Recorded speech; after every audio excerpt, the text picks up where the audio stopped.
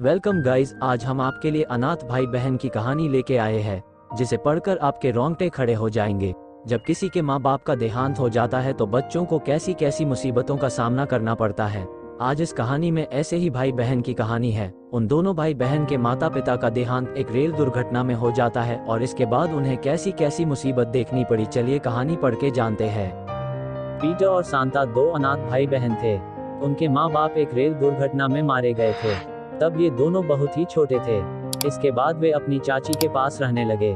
चाची का नाम था रेबेका पोसेट। दोनों भाई बहन उसे रेबेका चाची कहते थे। रेबेका ने जागीरदार की पत्नी के पास नौकरी की थी। बड़े घर में नौकरी करने से रेबेका के मन में अहंकार समा गया। वह दूसरे लोगों को अपने से छोटा समझने लगी थी। दोनों बच्चों से भी बहुत कठोर व्यवहार करती थी। पीटर और सांता का मन दुखी रहता था, पर ये और किसके पास जाते। कोई भी तो था नहीं उनका अपना। रेबेका का अपना कोई बच्चा नहीं था। जागीरदार की पत्नी मरते समय रेबेका के लिए कुछ धन छोड़ गई थी, इसीलिए जैसे तैसे रेबेका और बच्चों का जीवन चल रहा था। दोनों उम्र से बच्चे थे, पर दूसरे बच्चों जैसा जीवन नहीं था उनका। जब जब वे दूसरे बच्चों को हंसते खिलखिलाते देखते तो उनका मन रो उठता। और फिर एक दिन रेबेका चाची भी चल बसी। अब तो पीटर और सांता बिल्कुल ही अकेले रह गए थे इतनी बड़ी दुनिया में। हाँ, रेबेका के कुछ मित्र अवश्य थे जिन्होंने तय किया कि पीटर और सांता के लिए अनाथालय ही सबसे अच्छी जगह है। लेकिन दोनों को अलग अलग अनाथालय में जाना था, क्योंकि लड़के लड़कियां अलग अलग रहते थे। जब पीटर और सांता को ये बताया गया तो बहुत परेशान हो उठे। उन्होंने सोचा, चाहे जो हो, ये साथ साथ रहेंगे, कभी अलग नहीं होंगे। तभी पीटर को याद आया, चाची रेबेका के एक रिश्तेदार सर्कस में काम करते हैं। नाम था गस। पीटर को उनका कार्ड मिल गया था।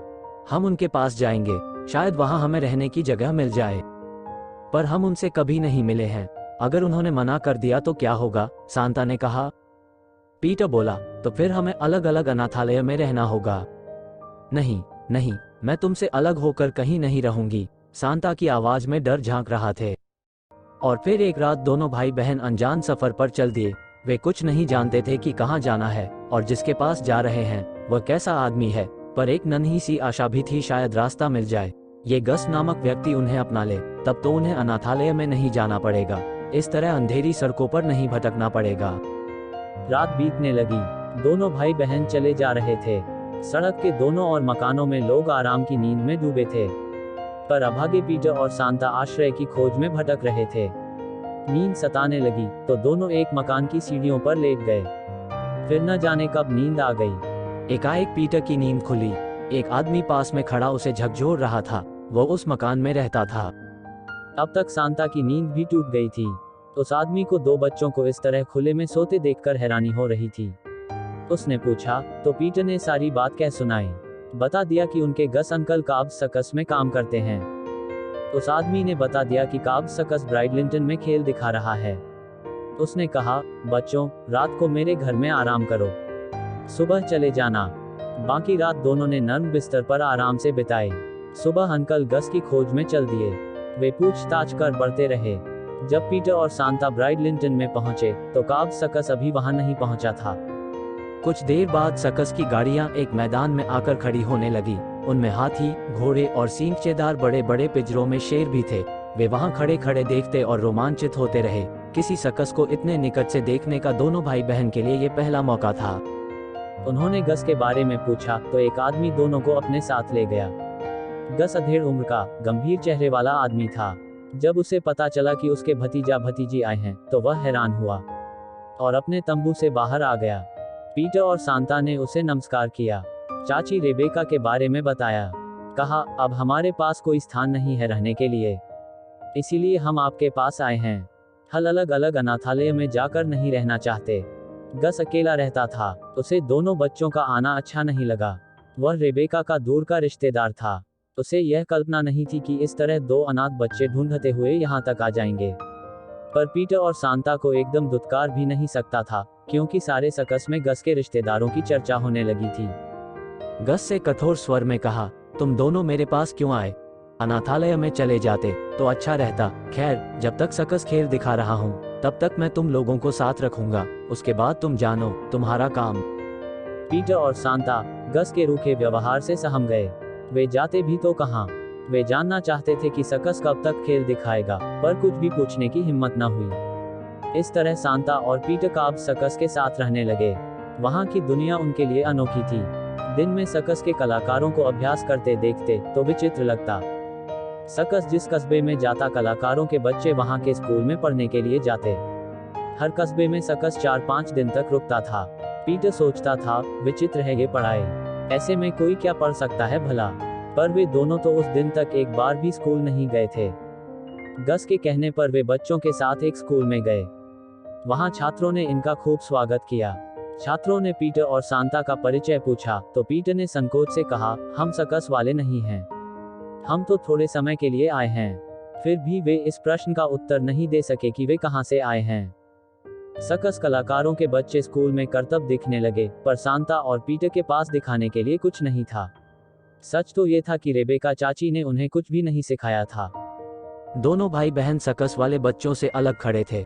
सांता ने कहा, मैं सकस के करतब तो नहीं जानती, पर बहुत अच्छा वायलिन बजा सकती हूँ।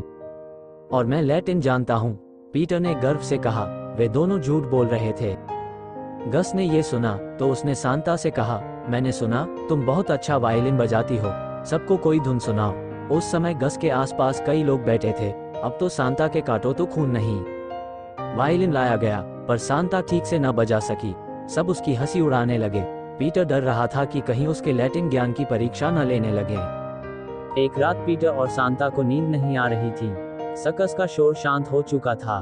कलाकार दर्शकों की भीड़ के सामने अपना कौशल दिखाकर आराम से सो रहे थे। पशुओं के बाड़ों में भी शांति थी। तभी सांता ने कहा, पीटर, हम यहाँ रहते हुए भी यहाँ के नहीं हैं। हाँ सांता, यहाँ हमें कोई नहीं चाहता। गस अंकल तो जरा भी पसंद नहीं करते। आखिर हम क्या करें?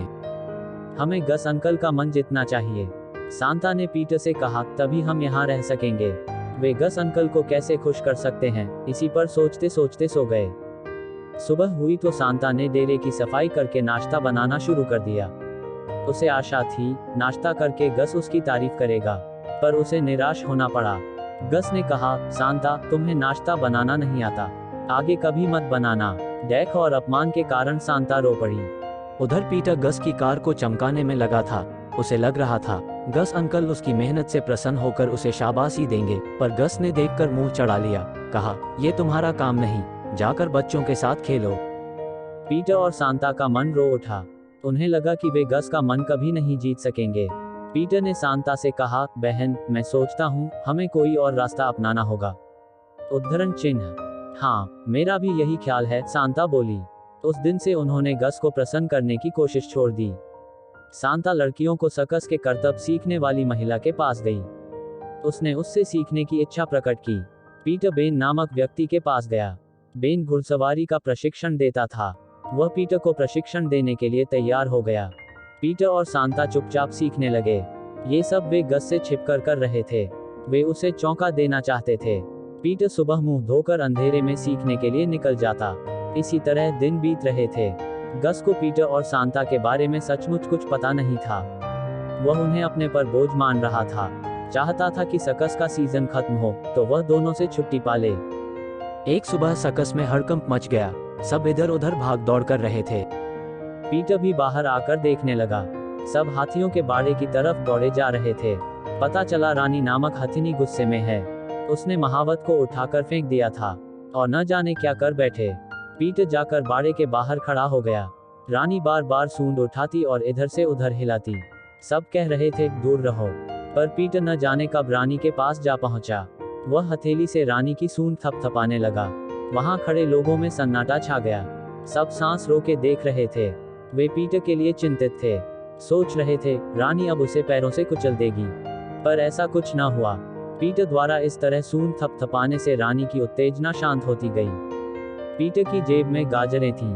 उसने गाजरें दी तो रानी खाने लगी। कुछ देर में वह सामान्य हो गई। पीटर बहुत देर तक रानी के पास खड़ा दुलारता रहा। पूरे सकस में पीटर के साहस की चर्चा थी। लोग कह रहे थे, अगर पीटर न होता तो रानी न जाने क्या कर डालती। पीटर सोच रहा था, क्या गस अंकल ने भी यह बात सुनी होगी।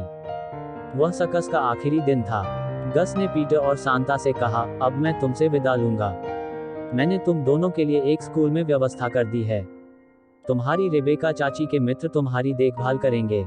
रेबेका चाची के मित्रों के पास जाने की बात सुन दोनों परेशान हो उठे। उन्हीं के पास से भागकर तो पीटर और सांता यहाँ आए थे। अब वे सकस की जिंदगी स्वीकार कर चुके थे, तो उन्हें फिर से निकालने की तैयारी हो रही थी। उसी रात सकस के तंबू में आग लग गई। घोड़े उसमें फंस गए। पीटर ने देखा तो फिर दौड़ता हुआ तंबू में घुस गया। घोड़ों के बंधन खोलकर बाहर ले आया। इस काम में उसे चोट भी आई, पर उसने परवाह नहीं की। उसे खुशी थी कि उसने घोड़ों को जलने से बचा लिया था। अगली सुबह सब विदा हो रहे थे। सकस का सामान गाड़ियों में लादा जा रहा था। पीटर और सांता एक तरफ खड़े थे। वे किसी के नहीं थे, कोई नहीं था उनका। तभी सकस के मालिक ने गस से कहा, मैंने सुना है तुम दोनों बच्चों को दूर के स्कूल में भेज रहे हो। ये तो ठीक नहीं है।